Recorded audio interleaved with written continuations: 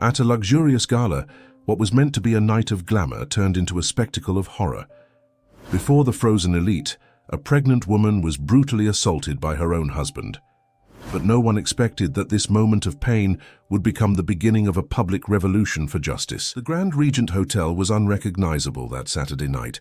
The crystal chandeliers cast golden reflections onto the marble walls, and arrangements of white orchids adorned every table in the main ballroom. It was the 15th edition of the Star of Hope Charity Gala, the most anticipated event by the London elite, where entrepreneurs, artists and politicians gathered under the guise of charity, but where true interests revolved around business, appearances and power. Marina Thompson adjusted the sky-blue dress she had chosen for the night for the 5th time. The silk fabric glided smoothly over her body, but it couldn't entirely conceal the curves of her 7-month pregnant belly. She had spent the entire morning making adjustments to the seams, trying to find an impossible balance between elegance and comfort. Her swollen feet protested inside the silver heels, and a dull ache in her lower back had accompanied her since she left home. She didn't want to be there. She had begged Richard, her husband, to let her stay home. The doctor had recommended rest, especially after the episodes of high blood pressure she had been facing in recent weeks. But Richard Maxwell didn't accept negatives. For him, that gala was an essential showcase for his businesses. His presence alongside his pregnant wife would convey the image of a family man, a stable and reliable businessman.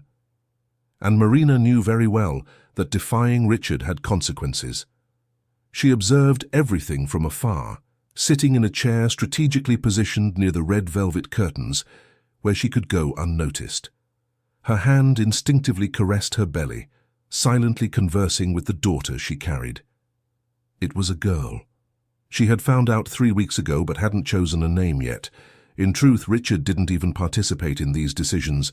He barely touched on the subject of the pregnancy, except when he needed to use the news to impress business partners. Across the ballroom, Richard shone. His impeccable tuxedo, the gleaming Swiss watch on his wrist, the calculated smile he reserved for public moments. He circulated among the guests with the ease of someone born for that world, greeting some, whispering business secrets to others, always with a glass of Scotch whisky in his right hand. And by his side, like a perfumed, deliberate shadow, was Veronica Sterling. Marina knew Veronica very well. Everyone knew. She was Richard's company's public relations officer, a convenient position. That justified her constant presence beside him. Tall, with long dark hair, Veronica wore a low-cut red dress that left no doubt about her intentions. She touched Richard's arm with excessive familiarity, laughed loudly at his jokes, leaned her body towards him in a way that everyone around could perceive their intimacy.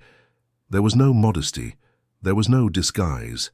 It was a deliberate affront, and Marina felt every pitying glance from guests who averted their faces when they met hers.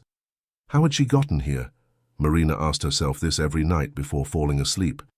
She, who had been raised in a traditional family of entrepreneurs, daughter of Henry Thompson, owner of one of the country's largest construction companies. Henry was a respected, even feared man, known for his integrity in business and his unwavering loyalty to his family. Marina had grown up surrounded by comfort, but also by solid values. Her father had always told her that money without character was worthless, that a person's reputation was their most precious asset. It was at one of these galas 6 years ago that Marina had met Richard. He was young, ambitious, owner of a financial technology startup that promised to revolutionize the market. He had the charm of a natural salesman, that ability to make anyone feel special, unique. He courted Marina intensely, brought flowers to her office, romantic dinners at exclusive restaurants, weekend trips to Brighton. Henry had been suspicious from the start, but Marina was in love, blinded by the attention Richard gave her. The wedding was sumptuous. 500 guests at Kensington Gardens, a dress imported from Paris, a honeymoon in Santorini. In the first few months, everything seemed perfect. Richard was attentive, affectionate, always present. But the masks began to fall when his businesses took off. With success came changes. First, there were nights out, justified by endless meetings. Then weekends dedicated to corporate events from which Marina was deliberately excluded. And then came the explosions of rage. The first time Richard raised his voice at her was over something trivial. Marina had forgotten to confirm a restaurant reservation. He yelled so much that the household staff locked themselves in the kitchen. Marina cried, apologized, and he, afterwards, apologized too. He said he was stressed, that business made him nervous, that it would never happen again, but it happened again, and again. And each time it happened, Marina convinced herself it was her fault, that if she were more careful, more attentive, more perfect, he would return to being the man she had fallen in love with. The first shove came a year after the wedding. Marina had questioned a suspicious bank transfer she had seen by chance. Richard pushed her against the wall with such force that she hit her head. He stormed out of the house, slamming the door, and returned 3 days later with a diamond necklace and an apology. Marina accepted. Because she believed she loved him, because she was ashamed to admit to her family that she had been wrong, because the idea of a divorce terrified her more than the violence she faced. When she discovered her pregnancy, Marina had a brief moment of hope. She thought the news of becoming a father might change Richard, awaken some protective instinct in him, some remnant of humanity. She told him at a romantic dinner she had prepared herself. Richard listened in silence, drank his wine, and then simply said that she should hire a good nanny, because he didn't have time to look after a child. Marina swallowed her tears and smiled, as she always did. But things got worse. Richard began openly dating Veronica. He took her to business events, international trips, to restaurants where he used to take Marina. And when Marina tried to confront him, he humiliated her. He said she was fat, that the pregnancy had made her ugly, that Veronica was everything she could never be. And on one occasion, when Marina threatened to tell her father everything, Richard grabbed her arm so hard he left purple marks and coldly said that if she dared to say anything, he would make Henry lose everything. Marina didn't tell, not because she believed the threats, but because she couldn't bear the idea of disappointing her father. Henry had already shown his displeasure with Richard so many times. Whenever they met, the tension was palpable. Henry treated his son-in-law with courteous coldness, responding to his attempts at conversation with monosyllables. Marina knew her father suspected something, but she tried to keep up appearances, to smile at family gatherings, to pretend everything was fine. And now here she was, sitting alone while her husband paraded his mistress like a trophy. Marina felt her mouth dry, her heart racing. She wanted to leave, but knew Richard wouldn't allow it. He had been clear before they left home. She should stay until the end, smile for the cameras if necessary, and not make a scene. Any slip-up would be punished when they returned home. A waiter passed by offering champagne flutes. Marina asked for water. She was so thirsty. Her feet throbbed, and the back pain had intensified. She closed her eyes for an instant, trying to breathe deeply as the doctor had taught. Her daughter stirred inside her, a gentle movement that always calmed her. Marina placed her hand on her belly and whispered softly, "It's going to be all right, my love. Mommy's here. Mommy will protect you." The music played softly in the background, a string orchestra performing classical jazz pieces. People talked in groups, laughed, closed deals disguised as casual conversations. No one paid attention to Marina, and she preferred it that way. Being invisible was safer. Being noticed meant being exposed, and exposure meant vulnerability. But then something happened that would change everything. Marina, feeling dizzy, stood up to get a glass of water from one of the nearby tables. Her legs were shaky, her vision slightly blurred. She held the glass carefully, but as she turned to go back to her chair, she accidentally bumped into someone. The liquid from the glass the person was holding splashed, a few drops falling onto an impeccably white tuxedo sleeve. Marina froze. It was Richard. He had approached without her noticing, probably coming to get another drink, and now there were small red wine stains on his left sleeve. The silence between them lasted only seconds, but for Marina it felt like an eternity. She saw his jaw clench, his eyes darken, that expression she knew so well and that always foreshadowed the worst. "I'm sorry, I didn't see you, I didn't mean to, it was an accident." The words tumbled out of Marina's mouth, but she already knew it was no use. Nothing she said would make a difference. Richard didn't respond to apologies.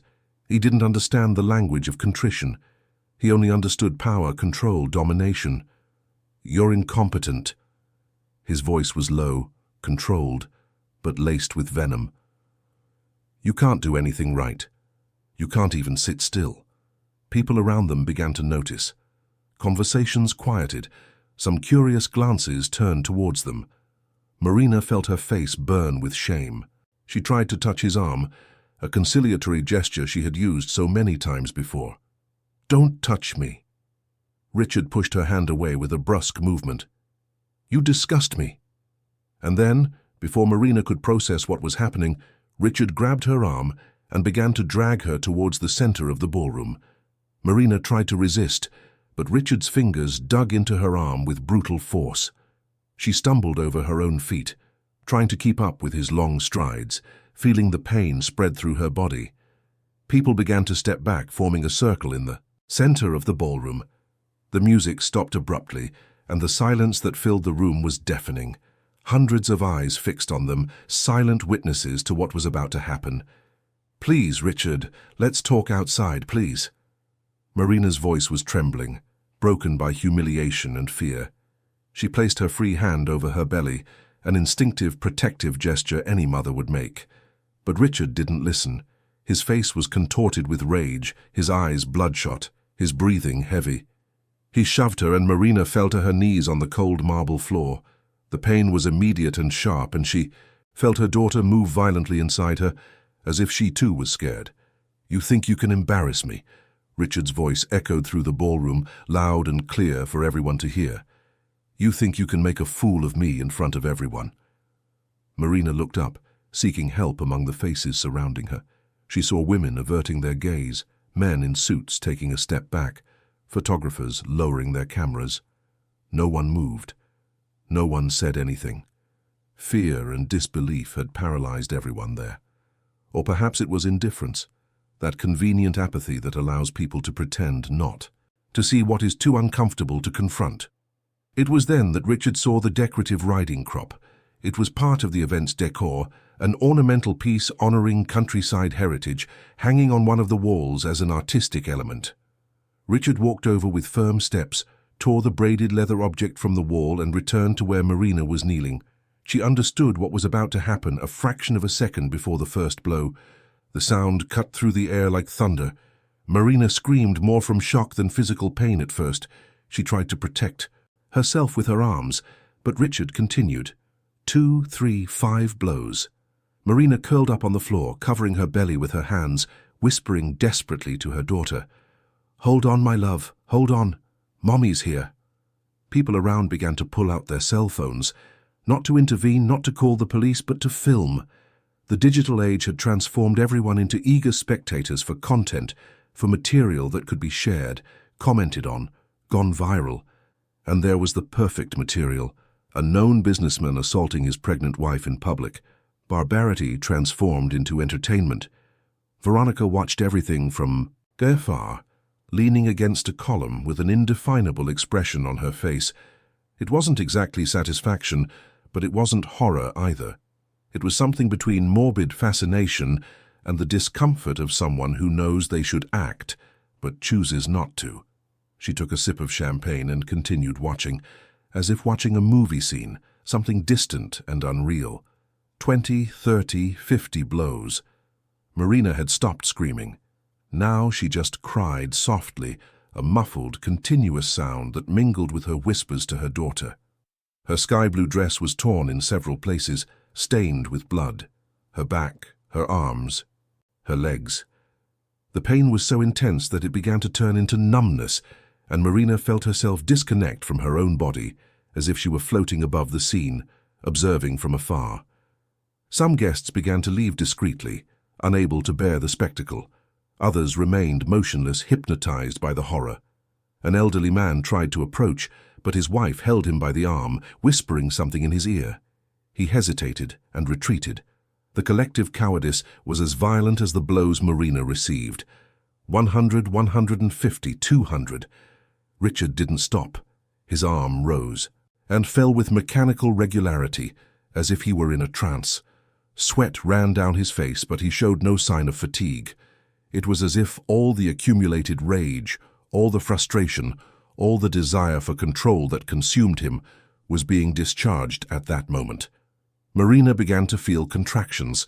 They weren't labor contractions, but spasms of pain that ran through her abdomen. She placed her hands over her belly and prayed.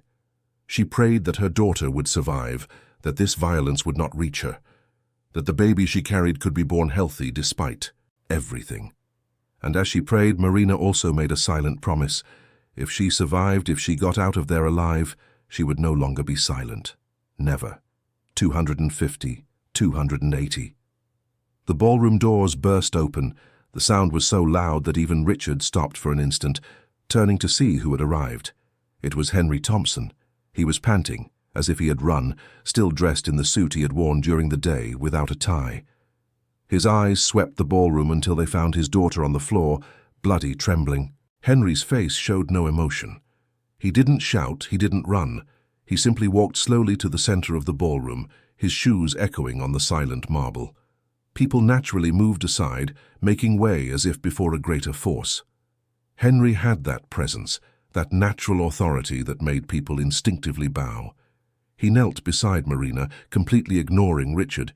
He gently touched his daughter's face, brushing away hair matted with sweat and blood. Marina opened her eyes, and seeing her father, burst into sobs. "Father, I'm sorry, so very sorry." "Shh, my child. You have nothing to apologize for." Henry took off his jacket and covered her body, protecting her from exposure. Then finally he looked at Richard.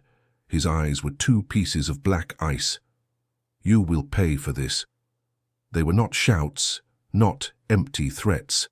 They were just 6 words spoken with the absolute certainty of one who has the power to fulfill what he promises. Richard took a step back, the riding crop still in his hand, the reality of what he had done beginning to penetrate the fog of rage that had consumed him. "I am her husband, I can." Richard tried to justify, but his voice was weak, without conviction. "You are nothing." Henry did not avert his gaze. "And from now on, you have nothing." It was then that the paramedics arrived, called by someone who finally had the decency to dial emergency services. They placed Marina on a stretcher, checked her vital signs, blood pressure, the baby's heart rate. Henry accompanied them to the ambulance, holding his daughter's hand the entire way. Before the ambulance doors closed, Henry turned to look at the ballroom one last time. Those people, that elite who called themselves civilized, had watched everything without doing anything. He etched each face into his memory. He would know exactly who was there, who filmed, who laughed, who simply watched, and each of them would pay in some way. The ambulance sped off, sirens tearing through the London night. Inside the vehicle, Marina squeezed her father's hand while the paramedics worked, administering saline, checking the baby's heart rate, applying emergency dressings to the most severe wounds.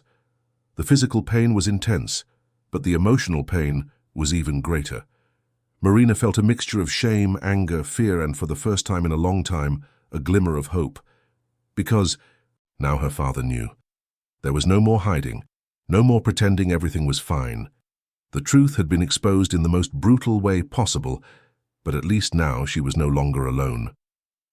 At the hospital, Marina was taken directly to the ICU. Doctors performed a series of tests, X-rays, ultrasound, continuous fetal monitoring. The wounds were numerous but mostly superficial. What was most concerning was the extreme stress the baby had suffered. There was a risk of premature birth, fetal distress and complications that could affect the child for the rest of her life. Henry stayed, outside the room, pacing back and forth, his cell phone ringing incessantly. It was his son, Mark, Marina's older brother. Henry answered and, in a controlled voice, told him what had happened. Mark was in Manchester on business, but said he would catch the first flight back. "Dad, what are you going to do?" Mark's voice was tense over the phone. "I'm going to destroy him." Henry's answer was simple and direct. "I'm going to take everything from him. Every penny, every contact, every opportunity. When I'm done, Richard Maxwell won't even have the air to breathe." And so the operation began. Henry made a series of calls. First to his personal lawyer, Andrew Carter, the best criminal lawyer in London. Then to his financial advisor, Paul Miller, a financial genius who could find money where no one else could. And then to some strategic contacts in the media, people who owed Henry favors and would be willing to help. Meanwhile, the videos were already circulating on social media. The first was posted by a digital influencer who was at the gala. Within minutes, it had been shared thousands of times. The hashtag John Richard Maxwell began to trend on Twitter. People were shocked, outraged, revolted. Major news portals began to run the story. Businessman assaults pregnant wife at charity gala. The images, though edited not to show the most graphic moments, were impactful. Richard being identified, his company being mentioned, his reputation being shattered in real time. Inside the hospital, Marina finally fell asleep after receiving sedatives. Her body needed to rest, process the trauma, recover. But her mind remained active, even in sleep. She dreamed of her daughter, imagined what it would be like to hold her in her arms, what it would be like to watch her grow. And for the first time in years, Marina also dreamed of freedom. She dreamed of a life where she wouldn't have to be afraid, where she could be herself, where she could breathe without the constant weight of oppression. Henry entered the room when the doctors allowed it. He sat in the chair beside the bed and held his sleeping daughter's hand. He cried for the first time in decades. He cried for the pain Marina had suffered, for the guilt he felt for not having noticed sooner, for the rage that consumed him against the man who had done that to his girl. When Marina woke up, it took her a few seconds to remember where she was. The white hospital light blinded her, the smell of disinfectant filled her nostrils, and the pain in her body made her groan softly. She instinctively brought her hand to her belly, and her heart raced. Her daughter. Where was her daughter? Was she okay? A nurse entered the room at that moment, carrying a tray with medications. Seeing Marina awake, she smiled gently. "Good morning, Mrs. Maxwell. How do you feel?" "My daughter." Marina could barely articulate the words, her throat dry. "Is she okay?" "Yes, she is." The nurse approached, checking the monitors. "The baby's heart is beating strong. You were very lucky. I'll call the doctor to speak with you." The doctor arrived minutes later, a middle-aged man with a compassionate gaze. He explained that Marina had suffered significant injuries, but none were severe enough to compromise her long-term health. The greatest risk had been to the baby, who had experienced distress due to extreme stress. But the heartbeats were stable now, and if Marina followed absolute rest in the coming weeks, the chances of a full recovery were high. "You'll be fine, and your daughter will be fine too, but you need to rest, Mrs. Maxwell. No stress, no physical exertion, and especially nothing that could put you at risk again." Marina understood the implicit message. The doctor knew, everyone knew. The videos had spread across the internet like wildfire. She was now the most famous woman in the country, but for the worst possible reason. The victim, the battered woman, the humiliated pregnant woman. Henry entered the room as soon as the doctor left. He seemed to have aged 10 years in one night. His eyes were red, his beard unshaven, his suit crumpled. But when he looked at Marina, his face softened. "How are you, my child?" Marina couldn't answer. She just cried. And Henry hugged her, carefully not to touch her wounds, but firmly enough for her to know he was there, that he wasn't going anywhere. "I should have noticed." Henry's voice was choked. "I knew something was wrong. I always knew that man was no good. But you seemed so determined to make the marriage work, and I didn't want to interfere. I should have interfered." "It wasn't your fault, Dad." Marina wiped her tears. "It was mine. I let it happen. I stayed quiet. I believed he would change." "No." Henry held her face with both hands. "It's his fault. Only his. And he will pay, Marina. I promise you he will pay." Mark arrived a few hours later, straight from the airport. He burst into the room like a hurricane, hugged his sister so tightly she groaned in pain, apologized, and hugged her again, slower this time. Mark was 2 years older than Marina, had his father's same determination and an almost obsessive sense of justice. As a child, he always defended his Younger sister at school always stood by her side. That bastard. Mark couldn't stop pacing the room. I'm going to kill him with my own hands. You'll do no such thing. Henry was firm. We're going to destroy him the right way, legally, financially, socially. When we're done with him, Richard Maxwell won't have anywhere to hide. And that's exactly what they began to do. Andrew Carter, the lawyer, arrived at the hospital with a briefcase full of documents. He explained that there were several fronts of attack. First, the criminal charges, aggravated physical assault, domestic violence, torture. With the videos circulating, it would be impossible for Richard to deny the facts. Conviction was practically certain. But there was more. Andrew had begun investigating Richard's finances, and what he found was explosive. His company, which appeared to be profitable and well managed, concealed a series of irregularities. There were suspicious transfers to offshore accounts, fraudulent contracts, fake invoices. And most seriously, Richard had used false documents in Marina's name to open shell companies and divert money. He stole from you. Andrew showed the papers to Marina. There are at least 3 companies registered in your name that you never knew existed, and these companies were used to launder money, to evade taxes, for all sorts of illegal activities. Marina was shocked. She knew Richard was capable of many bad things, but she never imagined he would go that far, using her name, her signature, to commit crimes. It was a betrayal beyond anything she could have imagined. Does this mean I can prove I was his victim in more ways than one? Marina began to understand the scope of what they had in their hands. Exactly. Andrew smiled for the first time. And it also means we can go after all. The assets he acquired using this illegal money, the house, the cars, the works of art, the investments, everything can be confiscated. Meanwhile, Paul Miller, the financial advisor, worked on another front. He had discovered that Richard's company was much more fragile than it appeared.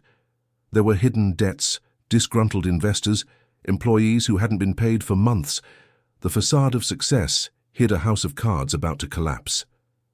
If we start to pressure at the right points, his company will go bankrupt in a matter of weeks. Paul presented a detailed plan to Henry. We can talk to the main investors, show them the irregularities, make them withdraw their money. We can warn suppliers about the risk of not getting paid. We can leak information to the specialized press. It will be a domino effect. Henry listened attentively, asking questions, adjusting strategies. But he knew that the war would not only be fought in courtrooms and meeting rooms. Public opinion was equally important, and for that, he needed to control the narrative. That's when he received an unexpected call. It was Julia Croft, a former employee of Richard and Marina's household. She had worked as a housekeeper for 3 years but had been abruptly fired 6 months ago. Julia said she had something important to tell, something that could help Marina. Henry arranged to meet her at a discreet cafe near the hospital. Julia was a woman in her early 50s, with graying hair tied in a bun, hands calloused from hard work. She was nervous, fidgeting with the straps of her old purse as she spoke. Mr. Thompson, I saw a lot in that house. Things no one should see. Julia looked down as she spoke. Mr. Richard was always violent with Mrs. Marina. It wasn't the first time. It wasn't even the second or third. It happened all the time. Henry felt his blood boil but maintained his composure. Continue. I have proof. Julia pulled a USB drive from her purse. For years, I've been recording audio and video. I know I shouldn't have done it, but it was the only way to protect myself in case he decided to accuse me of something. And now, seeing what happened, I can't stay silent. Mrs. Marina was always good to me. She deserves justice. Henry took the USB drive with trembling hands. You know what's on here? Everything. Recordings of arguments, assaults, threats. There's even a video of him hitting her when she was 5 months pregnant. I filmed it through the kitchen window, and there's more. There are conversations between him and his mistress, planning how to take everything from Mrs. Marina, how to make her look crazy if she tried to leave him. That was gold. It was more than Henry could have hoped for. With those recordings, they could prove that the assault at the gala was not an isolated incident, but part of a systematic pattern of violence.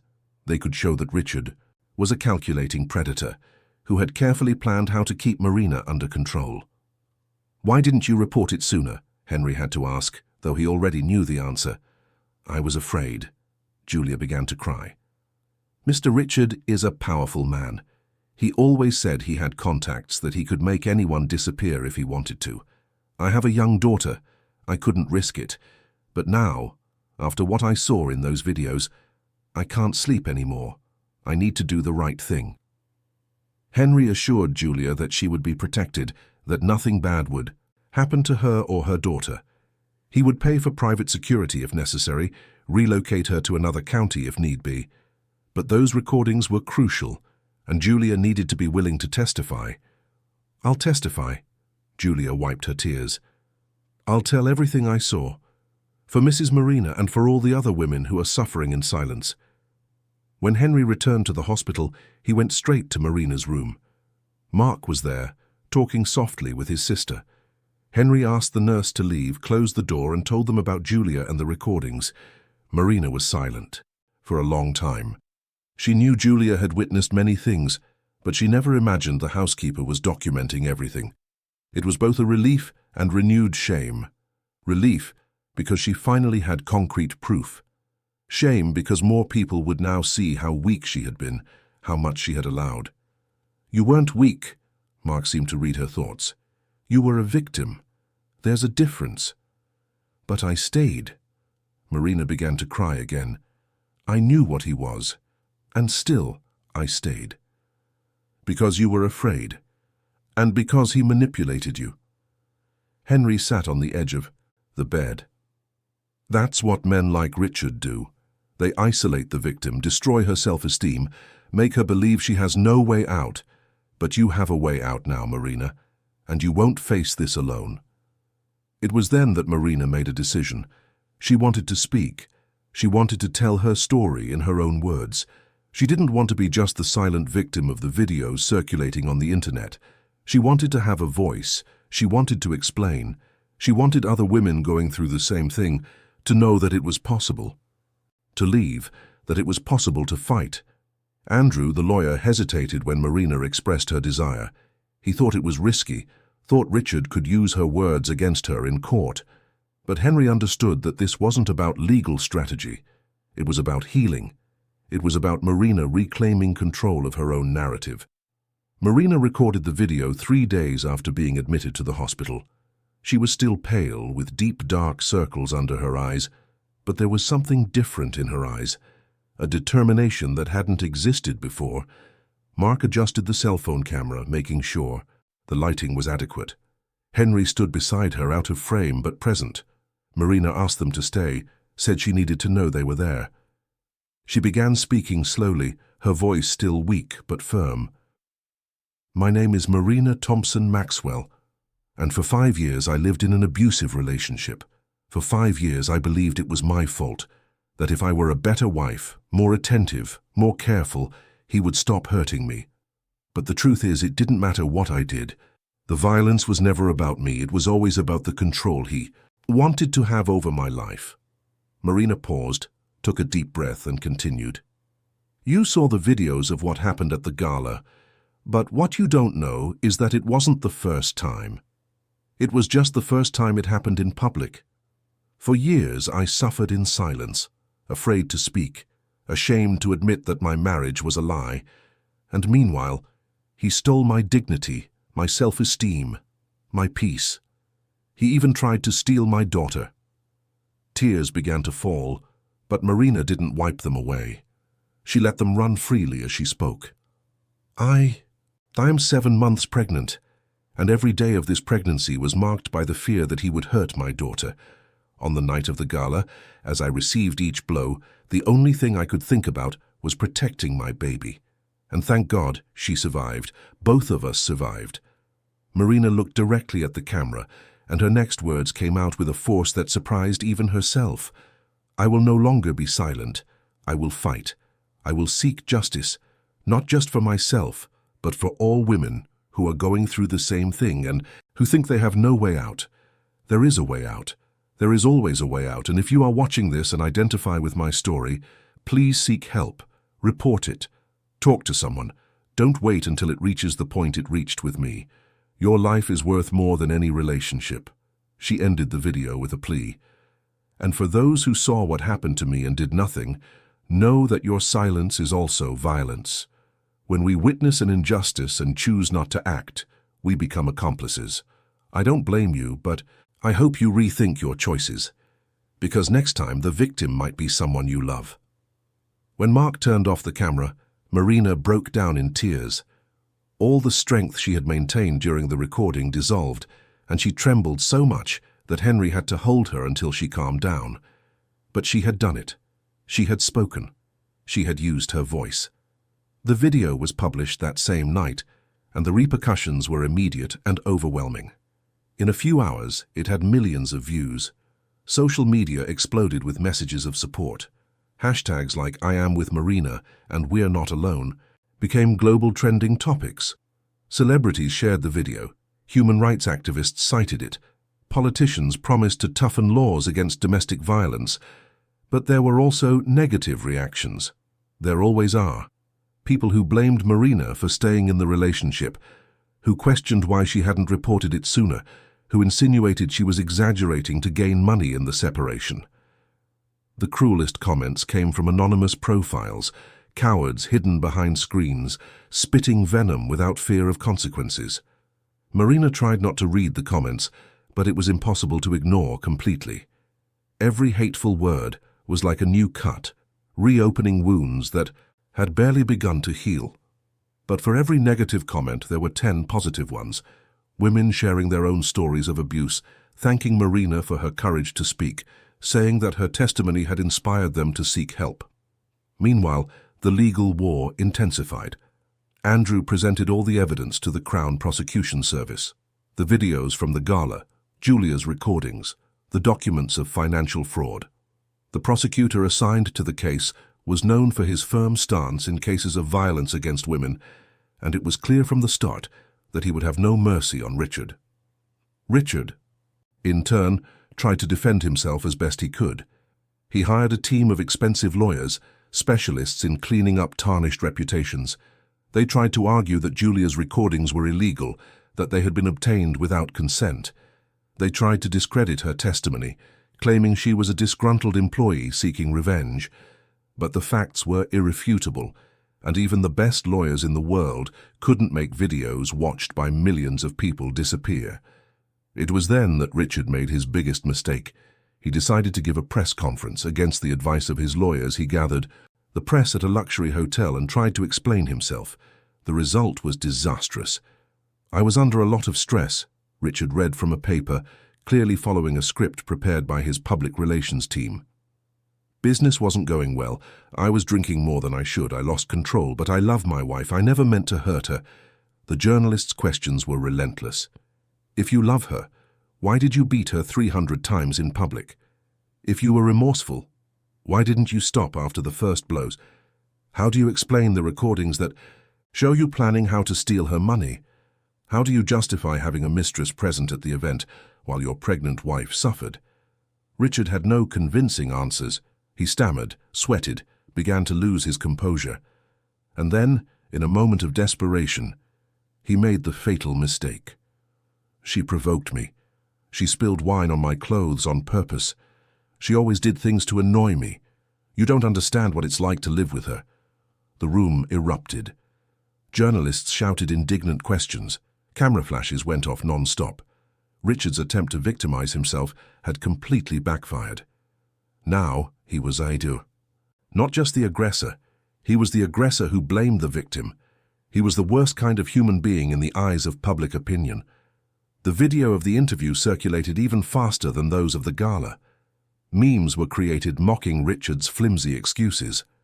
Legal analysts appeared on television programs explaining how that interview practically guaranteed his conviction. Companies that still maintained some kind of commercial relationship with him publicly broke contracts, afraid of being associated with his toxic image. Richard's company began to crumble. Investors withdrew capital. Employees resigned en masse. Suppliers suspended deliveries. Within days, that empire that had taken years to build was crumbling like sand between his fingers. The company's shares plummeted on the stock exchange, reaching less than a tenth of their previous value. Bankruptcy was a matter of time. But Henry's revenge didn't stop there. He used his contacts to ensure Richard was persona non grata in all the circles he frequented. Exclusive clubs revoked his membership. Refined restaurants refused to serve him. Even the building where he lived initiated a process to evict him, claiming his presence was causing disturbance to other residents. Veronica, the mistress, realized the ship was sinking and decided to jump before it was too late. She sought out Andrew, the lawyer, and offered to testify against Richard in exchange for immunity. She said she had information about other cases of violence Richard had committed, including against herself. She said he had threatened her several times, that he controlled her through fear. Andrew accepted the agreement. Veronica was not a sympathetic person, and everyone knew she was doing it out of self-interest, but her testimony would be valuable. She knew Richard's secrets that no one else knew, had witnessed confidential conversations, had access to compromising documents. When Marina learned that Veronica would testify, she felt a mixture of emotions. There was a part of her that wanted to reject the help of the woman who had been Richard's accomplice for so long. But there was another part that understood that Veronica was also, in a sense, a victim. A victim who had made bad choices, certainly, but who had also been manipulated and controlled. At the hospital, Marina continued to recover. Doctors were optimistic about her and the baby's progress. Her daughter's heartbeats were strong and regular, and although Marina still felt pain, it was manageable with medication. The emotional aspect was more complicated. She woke up in the middle of the night with nightmares, reliving the gala, the blows, Richard's hateful gaze. A psychologist specializing in trauma began seeing her daily. In the sessions, Marina talked about the guilt she felt, about the shame, about the fear that it would define her for the rest of her life. The psychologist helped her understand that the trauma was real, but that it didn't have to be permanent, that she could recover, rebuild her life, be happy again. Henry and Mark took turns staying with Marina all the time. They brought food from her favorite restaurants, fresh flowers every day, books and magazines to distract her. But most importantly, they brought love. They brought the certainty that she was not alone, that she would never be alone again. One afternoon, Marina received an unexpected visit. It was her best childhood friend, Beatrice, who had lived in London for years and with whom she had lost touch. Beatrice flew in as soon as she heard what had happened, dropping everything to be by her friend's side. The two hugged and cried together without saying anything, just feeling each other's presence. "I should have insisted more," Beatrice said when she finally managed to speak. "I knew something was wrong. You stopped answering my calls, stopped replying to messages. I knew he was isolating you from everyone, but I didn't do anything. It wasn't your fault." Marina held her friend's hand. "He was very good at isolating, at making it seem like I was the problem, that I was exaggerating. Even I started to believe it."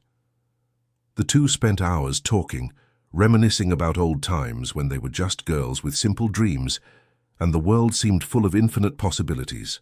Before Richard. Before the nightmare.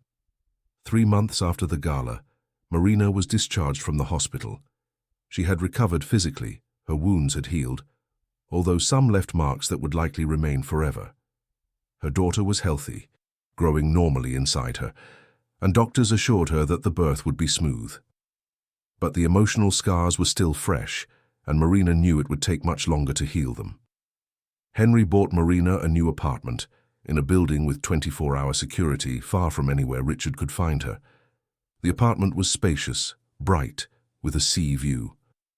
Marina decorated the baby's room in soft shades of pink and white, filled it with stuffed animals and children's books. For the first time in years, she allowed herself to dream of the future. Richard's trial was scheduled for early October. The press treated the case as the trial of the century. Hundreds of journalists were accredited to cover the proceedings, and every day new revelations about the businessman's life emerged. Cases of harassment against female employees, labor lawsuits that had been suppressed with money, dubious contracts with shell companies were uncovered. Paul, Henry's financial advisor, had done a meticulous job. He managed to track all the money Richard had diverted using Marina's name. It was almost £20 million, distributed in offshore accounts, properties abroad, phantom investments. Everything would be returned to Marina, but more important than the money was the proof of Richard's criminal character. On the morning of the first day of the trial, Marina woke up at 5 in the morning. She hadn't slept well, tormented by nightmares where she relived the gala repeatedly.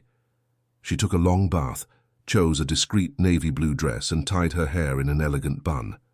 She wanted to appear strong, composed. She didn't want to give Richard the satisfaction of seeing her destroyed. Henry and Mark accompanied her to the courthouse.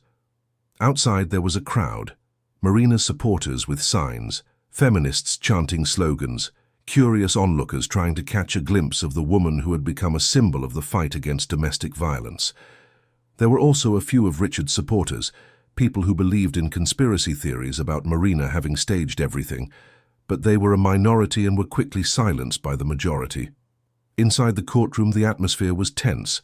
Marina sat beside Andrew and the team of lawyers, who had worked tirelessly on the case. On the other side of the room, Richard was surrounded by his defenders, men in expensive suits who moved with the artificial confidence of those who know they are fighting a losing battle but need to keep up appearances. When Marina and Richard looked at each other for the first time since the night of the gala, time seemed to stop. He was different, thinner, with deep dark circles under his eyes, his hair less tidy than usual. But what struck Marina most was that he didn't avert his gaze. He stared at her with a mixture of anger and desperation, as if he still couldn't accept that she had dared to defy him. Marina held his gaze. She wasn't going to be intimidated. She wasn't going to lower her head. Those days were over. She placed her hand on her belly, now 9 months pregnant, and felt her daughter kick as if saying, "I'm here, Mom, we're in this together." The judge entered, and everyone stood. She was a woman in her 60s, with grey hair and a stern look. She had a reputation for being fair but relentless, especially in cases involving violence against women. Andrew had been pleased when he learned she would preside over the trial. The prosecutor began his presentation. He detailed each of the charges against Richard, showing the videos from the gala, Julia's recordings, the documents of financial fraud. Each piece of evidence was presented methodically, building a case so solid it seemed impossible to contest. When it was time to call the witnesses, Julia was first. She entered the room nervously, her hands trembling as she took the oath. But when she began to speak, her voice was firm. She recounted years of abuse she had witnessed, described specific scenes with details that made the jury shift uncomfortably in their seats. "I saw Mrs. Marina trying to hide her bruises." Julia wiped away tears as she spoke. "She wore heavy makeup, long-sleeved clothes even in the heat. And whenever I asked if she was okay, she would smile and say yes, but I saw the fear in her eyes. I saw how she flinched when Mr. Richard came home." Richard's lawyers tried to discredit Julia, claiming she had motives to lie, that she had been fired and wanted revenge. But Julia responded calmly, "I was fired because I started asking questions about money that was disappearing from the house. Mr. Richard accused me of theft, but I never stole anything, and I have proof of that." Andrew then presented Julia's bank records, showing that she had never made suspicious deposits or purchases inconsistent with her salary. The defense's attempt to discredit her had failed completely. Veronica was next to testify. She entered the room with her head down, dressed much more discreetly than her usual style. The woman who once flaunted herself beside Richard now seemed just a frightened shadow. When she began to speak, her voice was almost a whisper. "I knew what he did to her." Veronica didn't look at anyone as she spoke. "He told me. He thought it was funny. He said Marina was weak, that he could do whatever he wanted with her, and I laughed along. God forgive me, but I laughed along." "Why did you laugh?"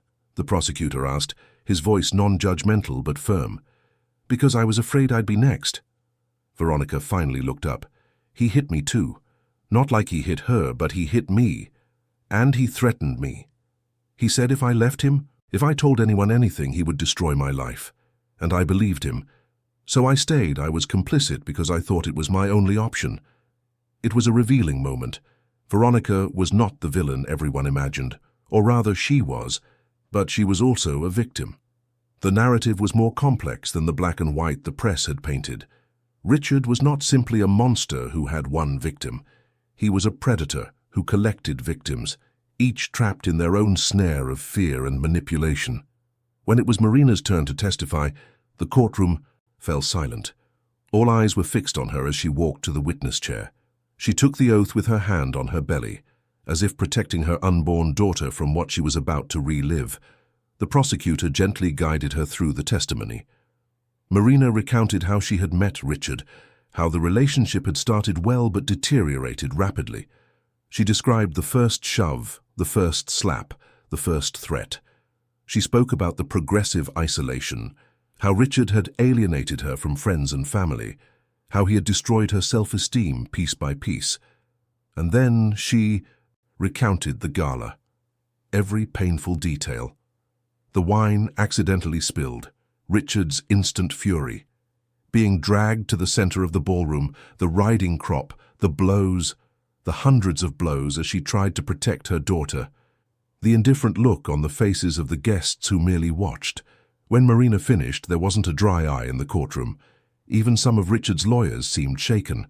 The prosecutor thanked her and yielded the floor to the defense for cross-examination. Richard's lead lawyer stood up. He was a thin man with glasses, with an irritating air of superiority. "Mrs. Maxwell, is it true that you tried several times to provoke my client, intentionally creating conflict situations?" Marina looked at him in disbelief. "No. I tried my best not to contradict him in anything. I lived in fear of saying or doing something wrong. But you yourself admitted that you spilled wine on his clothes on the night of the gala. It was an accident." Marina kept her voice firm. "I was dizzy, in pain, 7 months pregnant. I bumped into him unintentionally." "How can we be sure it was unintentional?" the lawyer insisted. "Is it not possible that you were seeking a reaction from him to then use it to your advantage?" Andrew immediately stood up. "Objection, Your Honor.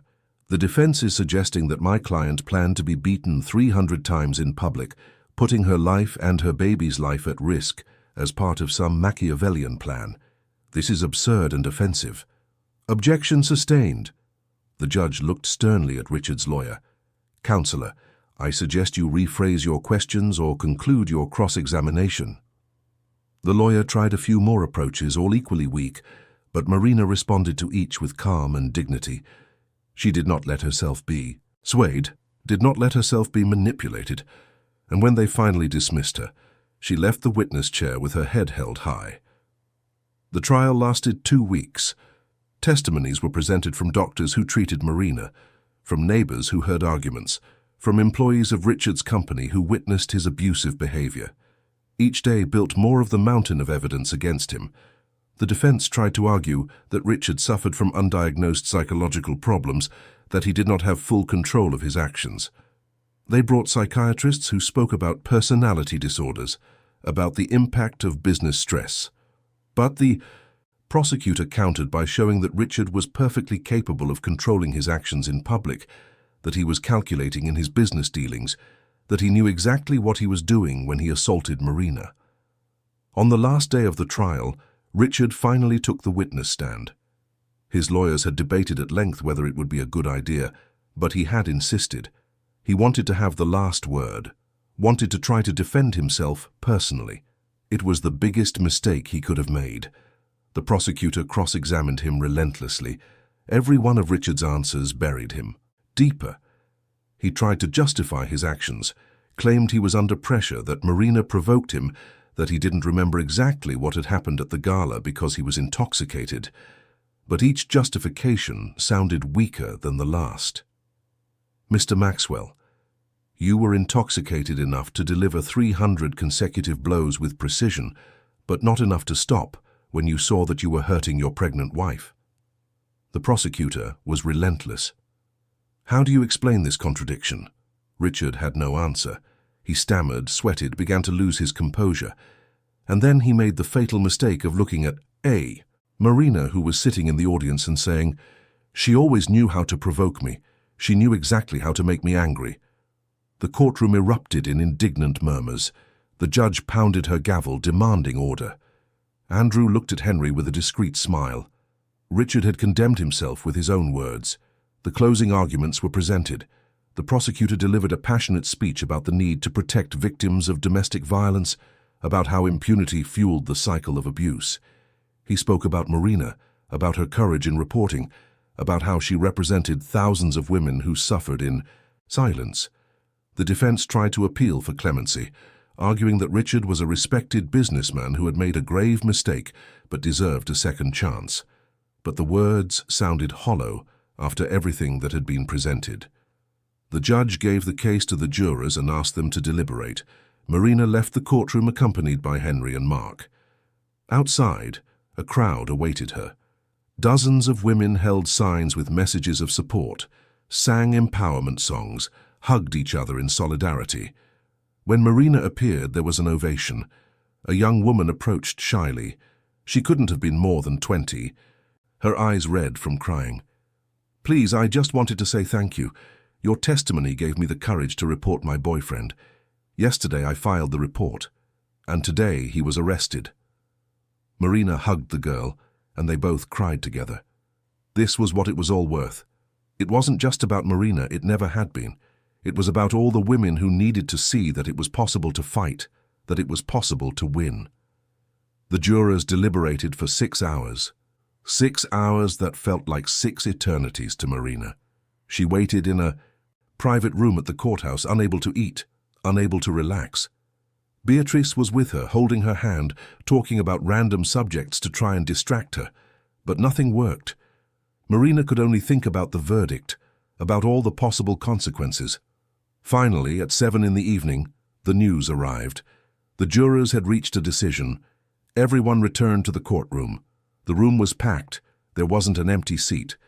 Television cameras were strategically positioned, broadcasting live to millions of people across the country.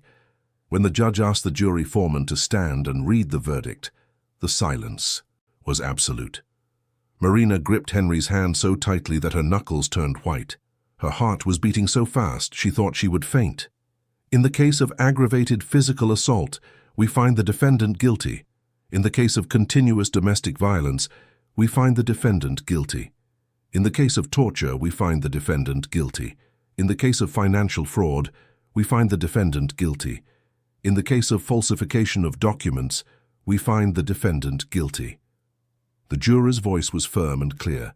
Each guilty verdict was a victory. Marina began to cry, but they were tears of relief. Beside her, Henry covered his face with his hands, his shoulders trembling. Mark hugged his sister, whispering, "We did it, Marina, we did it." Richard remained impassive as he listened to the verdict. His face was pale, but he showed no emotion. It was as if he had disconnected from reality, unable to process what was happening. The judge thanked the jurors and scheduled the sentencing hearing for the following week. She looked directly at Richard and said, "Mr. Maxwell, you have been found guilty on all charges. You will be held in custody until sentencing. And I want to make it clear that I will not tolerate any attempt to intimidate witnesses or the victim. Any violation will result in additional penalties." Richard was handcuffed and led away by police officers. As he passed Marina, he stopped for an instant and looked at her. There was something in his eyes, perhaps regret, perhaps just anger at having been defeated. Marina held his gaze, not with defiance, but with a quietude that came from inner peace. She had won. Not just in court, but over the fear that had controlled her for so long.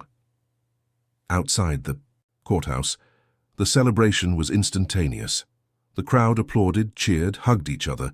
Marina was surrounded by reporters wanting her statement. She took a deep breath and spoke. "Today, justice was served, not just for me, but for all women who suffer domestic violence. This verdict sends a clear message. Abuse will not be tolerated, violence will not be accepted, and victims will be heard and protected. Thank you to everyone who supported me on this journey.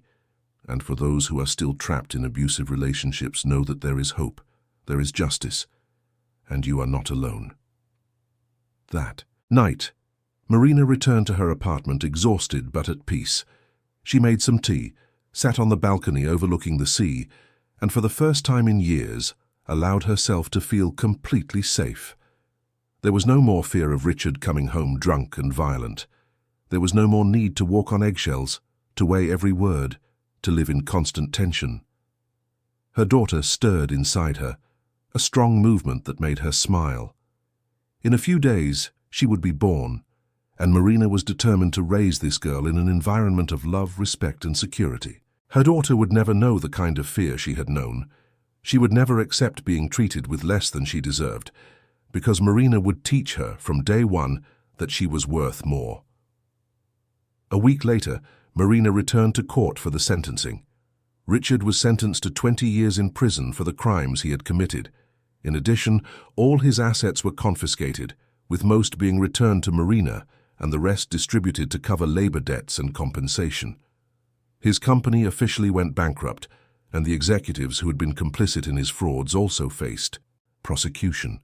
But true justice for Marina was not in Richard's imprisonment or the recovery of money. It was in the freedom she now felt. It was in the ability to walk down the street without looking over her shoulder. It was in waking up in the morning without that weight on her chest. It was in finally being able to be herself. 2 days after the sentencing, Marina went into labor. It was dawn when the contractions began, strong and regular. Henry drove her to the hospital, speeding through the empty streets of London. Mark and Beatrice met them there, and together they waited while Marina gave birth.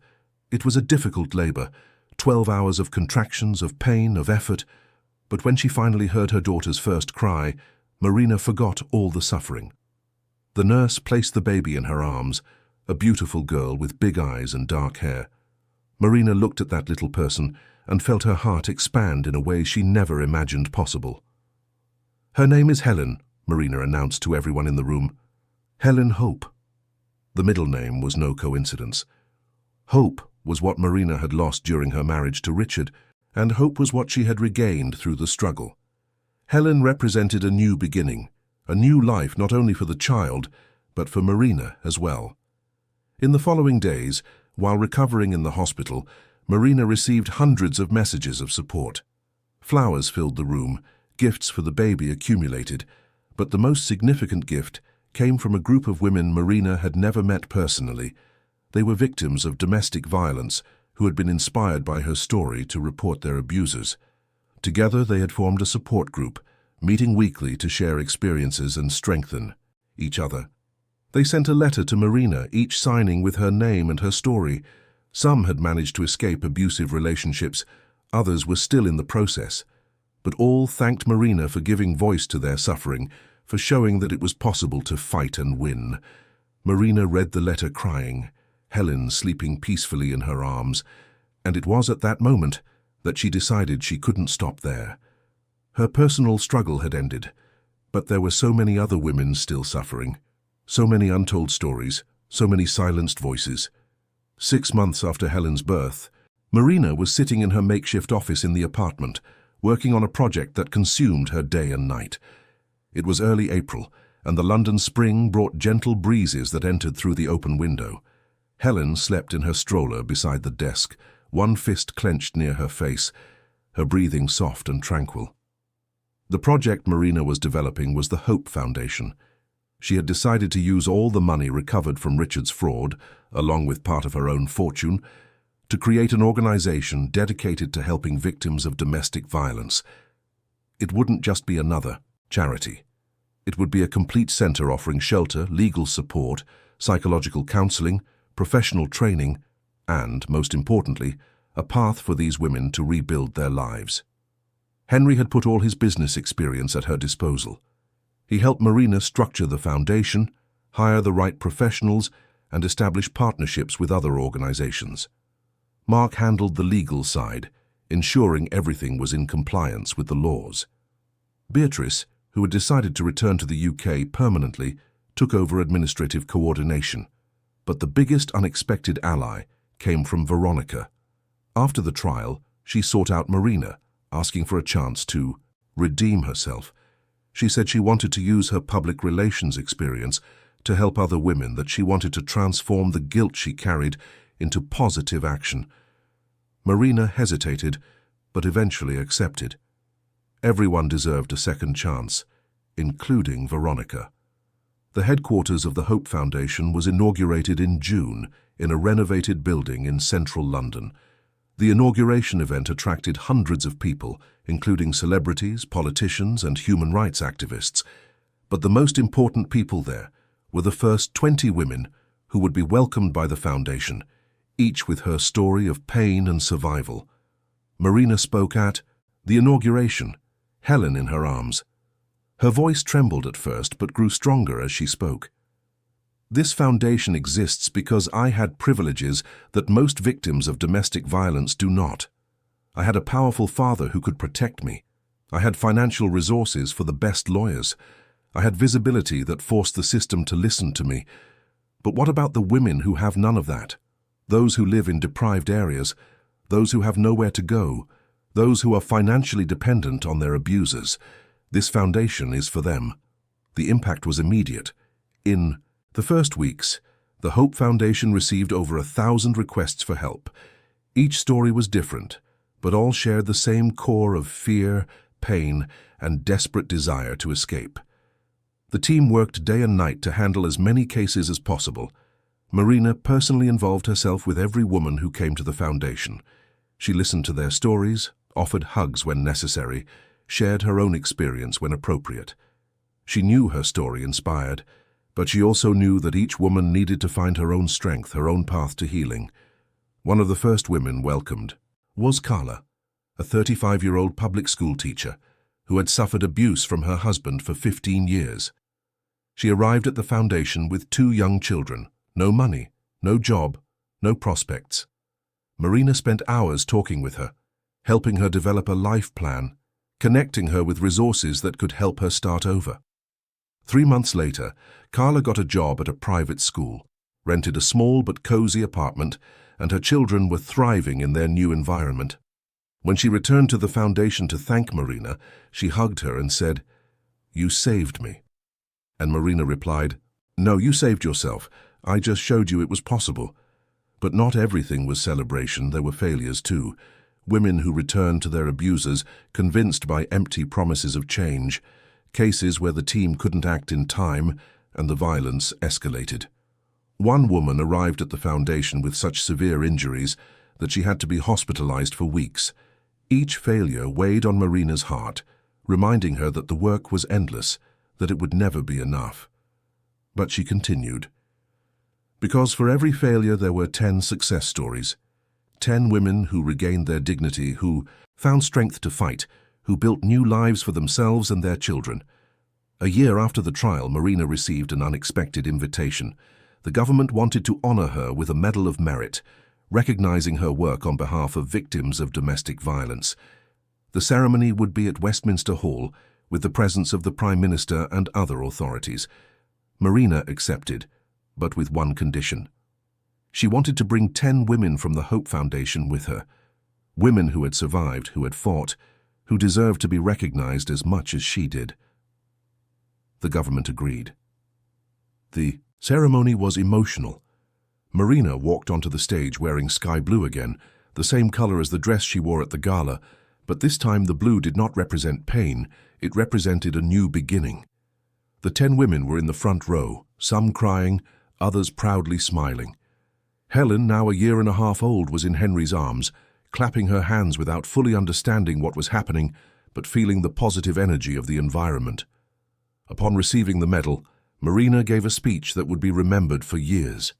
"I do not accept this honor only for myself. I accept it for all the women who had no voice, who had no justice, who had no chance to start over.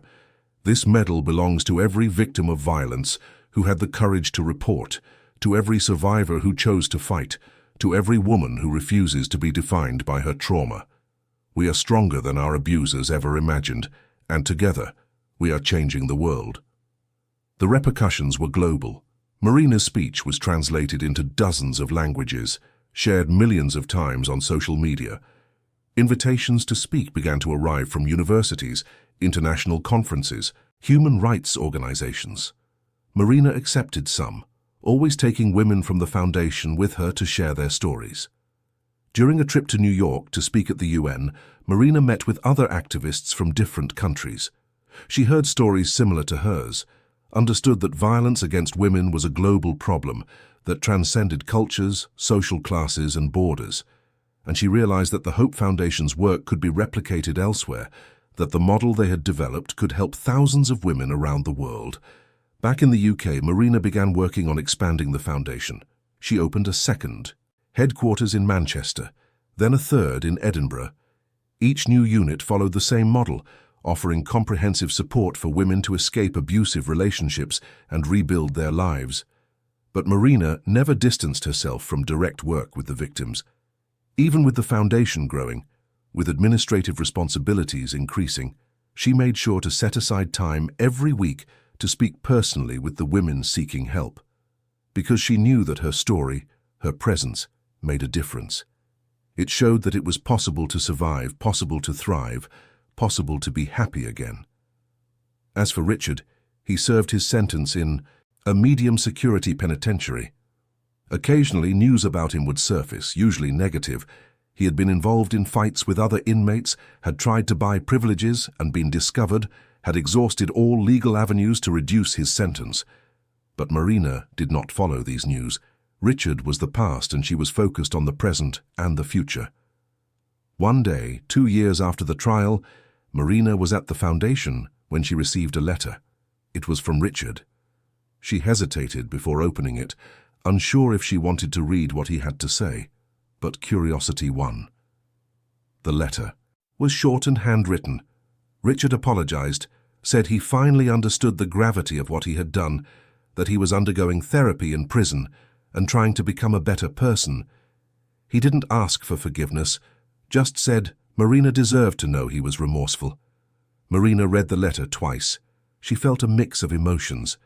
A part of her wanted to believe that he had truly changed, that his time in prison had transformed the man he was. Another part was skeptical, suspected it was just another manipulation. But in the end, she realized it didn't matter. Richard's repentance, genuine or not, changed nothing. She had already moved on, had already built a new life. His approval or remorse was irrelevant. Marina put the letter in a drawer and never replied. Some chapters of life need to be closed without final words, without reconciliation scenes, without tidy conclusions. Real life is messier than soap operas, and sometimes the best response is simply to move on. The following spring, the Hope Foundation organized its first charity gala. Marina wanted it to be at the exact same hotel where everything had begun, in the same ballroom where she had been humiliated. But this time the event would be different. It would be a celebration of survival, resilience, and hope. The ballroom was decorated with the same crystal chandeliers, but this time there were panels with photos and stories of the women helped by the foundation. Instead of a single person being honored, 50 women were honored, each representing a story of overcoming adversity. Marina arrived at the event wearing sky blue, Helen by her hand, already a talkative and curious 3-year-old girl. As they entered the ballroom, Marina felt a pang in her chest. Memories rushed back, images of the horrible night that had changed her life. But then she looked around and saw smiling faces, strong women, people genuinely interested in making a difference. And she realized she had re-signified that space. She had transformed the place of her greatest pain into a symbol of her greatest victory. During the event, a 22-year-old woman took the stage to speak. Her name was Amanda, and she had been rescued by the foundation 6 months earlier, pregnant and fleeing a violent relationship. Now she worked as the foundation's receptionist and studied psychology at night. Her baby was healthy, and she had fully regained her self-confidence. Amanda spoke emotionally about how the Hope Foundation had saved not just one life, but 2, hers and her son's. She spoke about Marina, about how her story had inspired thousands of women to seek help. And then she said something that made the entire ballroom burst into tears. One day when my son grows up and asks me who his hero is, I will show him a picture of Marina Thompson and say, she taught us that we can be strong, that we can survive, that we deserve love and respect. Marina couldn't hold back her tears. She walked onto the stage, hugged Amanda for a long time, and then turned to the microphone. 3 years ago, I was in this very ballroom, being beaten by a man I swore to love. I thought I was going to die here. I thought my daughter wouldn't be born. I thought my story would end that night. But it didn't. It was just the beginning of a journey of healing, of struggle, of transformation. And what I learned is that our pain doesn't have to be the end of the story. It can be the beginning of something greater, something that transforms us not into permanent victims, but into powerful survivors. The event raised £3 million, which would be used to further expand the foundation. But the true value was not in the money. It was in the connections made, in the stories shared, in the community of strong women that formed that night. When the event ended and everyone had left, Marina stood alone in the ballroom for a few minutes. She walked to the exact center where she had fallen 3 years earlier. She closed her eyes and took a deep breath. She could almost hear the echoes of that night, feel the pain, relive the fear. But then she opened her eyes and saw the ballroom empty, peaceful, just a physical space with no power over her. "I won," she said aloud to the empty ballroom. "You didn't destroy me. You made me stronger." And with those words, Marina turned and left, leaving behind the ghosts of the past and walking towards the future she had built with her own hands. A future where Helen would grow up knowing her mother was a warrior. A future where hundreds of women would have the chance to start over. A future where self-love was more important than any destructive relationship. Marina Thompson had transformed her pain into purpose, her trauma into strength, her story into hope for thousands. And as she walked through the streets of London that night, Helen sleeping in her arms, she knew her journey was far from over. There was still much work to do, many women to help, many lives to transform. But for the first time in years, Marina felt complete. Not because she had destroyed Richard, not because she had received public recognition, but because she had rediscovered herself. She had discovered that within her had always existed a strength that no abuser could take away. And that strength, that unbreakable essence, was what she now shared with every woman who crossed her path. The story of Marina and the Hope Foundation would continue to be told and retold, inspiring generations of women to fight for their lives, for their dignity, for their fundamental right to exist without fear. And in every story shared, in every life saved, in every smile recovered, Marina's legacy grew. Because in the end, the true victory was not in Richard's imprisonment or the recovery of money. It was in having transformed the deepest pain into light for other people.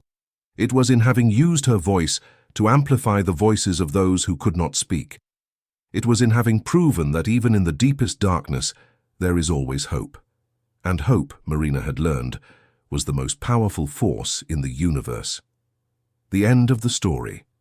Dear listeners, we hope Marina and Helen's story has deeply touched your hearts. This narrative of overcoming and new beginnings reminds us that even in the most difficult situations, there is always a path to light. Marina transformed her pain into hope for thousands of women, proving that the courage to speak can change not only one life, but an entire society. If this story resonated with you, we invite you to become part of this community of people who believe in the power of transformation. Subscribe to our channel to follow more stories that explore the complexity of human relationships, the power of resilience, and the beauty of starting over.